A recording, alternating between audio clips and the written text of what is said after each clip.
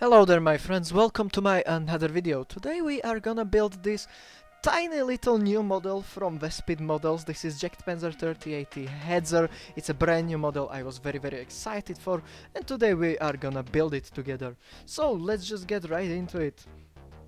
Now the assembly is very straightforward. The first thing you do is assemble the bogies for the wheels. These parts are very nicely molded and they are very crisply detailed and they look beautiful.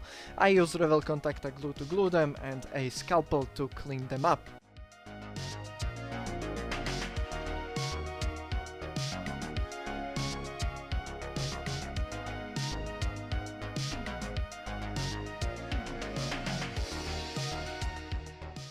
Now, there are some photo etch parts in the model. There isn't a lot of them, but some of them are very fiddly and tiny. I didn't use those, but I did use these shackles on the front because they look beautiful and there is no plastic replacement. For the wheels are very simple since this is a 3080 type of suspension. So no complicated German Tiger Panther tracks with, you know, just billions of wheels, but just 4 wheels on each side and they are just a one singular wheel. So you just cut them out and clean them and it's all good.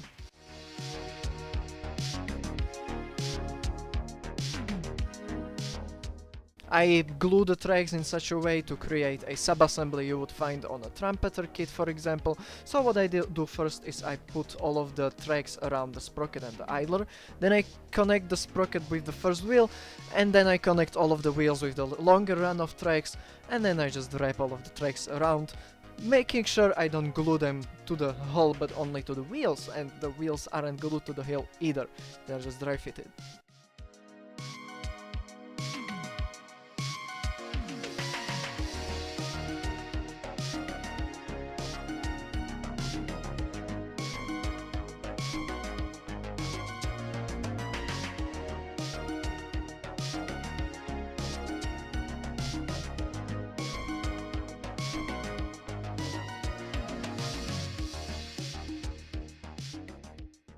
After these assemblies were done, it was time for the upper part of the superstructure.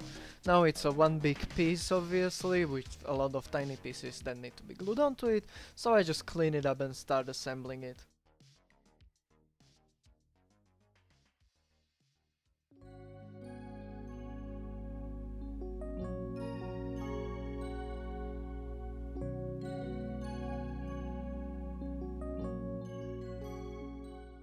There is this very nice photo etch grill that I add as well. And then I started working on the gun assembly. Now it's done in such a way that the periscope is connected to the gun and you can position it however you want, but it's not movable after you glue it. You can just position it in any way. I just went with the neutral looking forward way. And you get a beautiful metal gun included, so I use that obviously.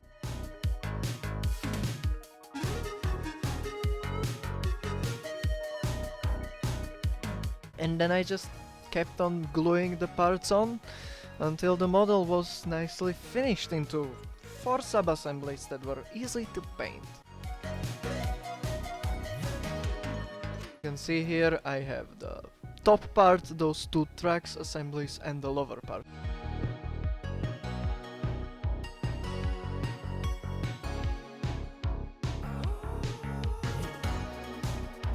First thing I do is prep the metal parts for paint because they don't like to hold paint. I do this with a flat varnish because this worked in the past, but this isn't the way you do it. There's way better ways of doing this, there's even products for it, but you know, I do it this way. Now I start painting the first camouflage color. This is just darkened buff to create the German color, or well, close to it, the German shade. It's not 100% perfect, but it's a tiny scale, you can't really tell. This is a yellowish layer, and if you remember the last video with Chmelak, yellow is really annoying to paint, and so was this, so it required quite a lot of thin layers, but it ended up looking very nice and flat, almost airbrushed. Wink wink hint hint for next video.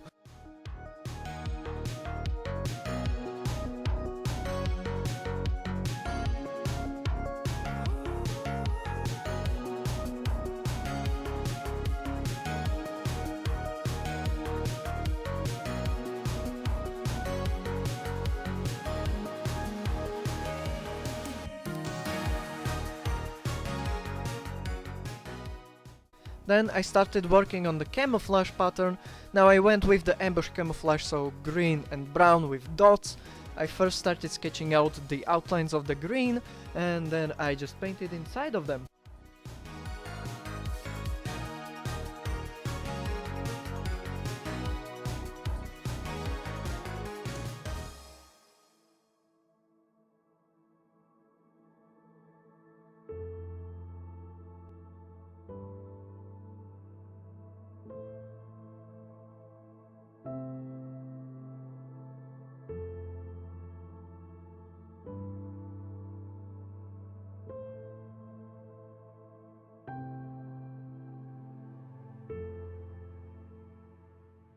Then I did the same with brown, sketched out the outline and then filled in.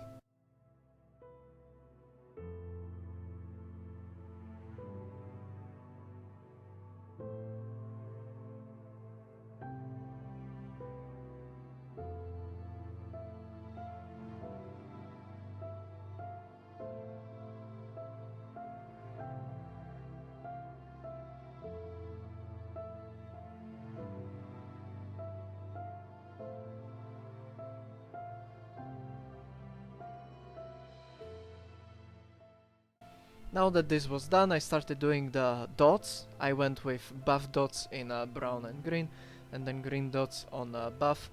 I was very careful with this. I was very scared this would clutter the model and destroy it, but it ended up looking decently nice, and I'm pretty proud of the result, honestly.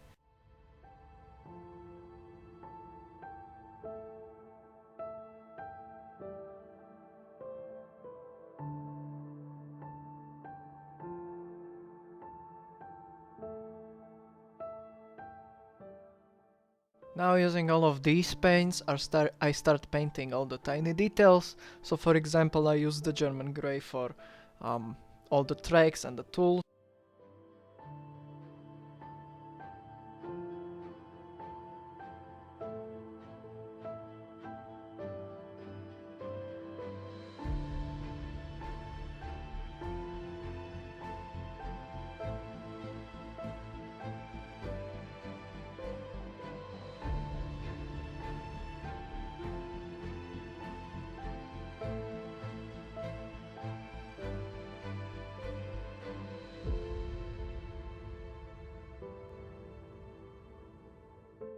The tracks are base coated with German grey, however I will later on put some rust effects on them. Just like you can see here, I dab progressively lighter rusty colors onto the exhaust to create a rusty effect.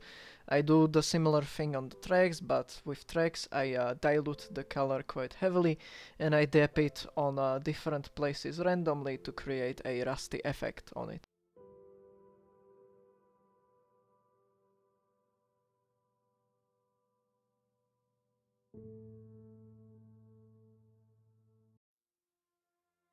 Now it's time for the washes. I use Viejo dark grey wash. I put it around the details diluted. Once it dries just a little bit, I start blending it.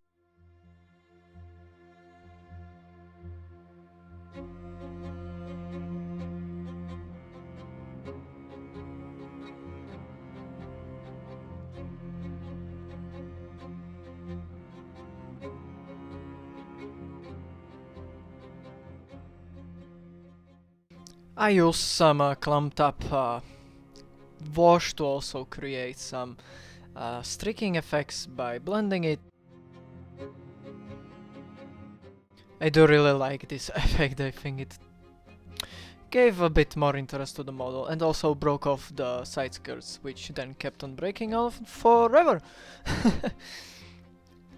After this was done, I started doing some scratches on the model. I used German grey and also silver for this, just to create some damage that would look pretty cool on the model. I was really happy with this. And then I started weathering. First I used highly diluted Deck 10 as a pre-dusting layer. I diluted it with water to very watery consistency, and then I applied it everywhere I would expect the vehicle to get dusty. Mainly at first on the tracks and on the wheels, and then I started going around the entire vehicle, well, the lower part of it, and adding some dust over there. You can see here I added a bit too thick of a layer, but what I did was I added it and then I take a damp brush and I started blending it around with streaks and stuff like that to make it look very nice and realistic.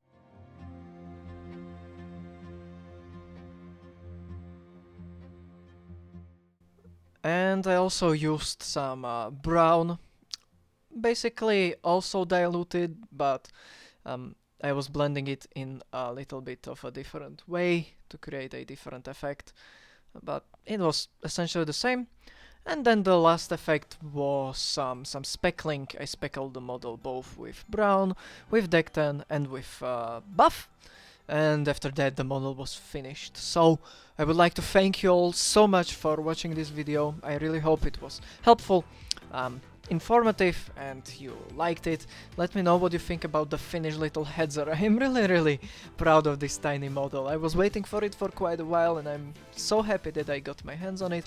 The build was very enjoyable, so I do recommend it. If you are skeptical about trying Vespid models because of their complexity, this is probably the simplest one I've built, so I recommend it as your first Vespid model.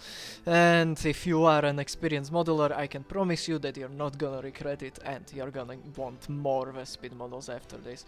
So again, thank you so much for watching. If you would like to support me, you can join my Patreon. You can find some STL models there as your reward, or you can support me through coffee. Thank you so much again, and I will see you in the next video.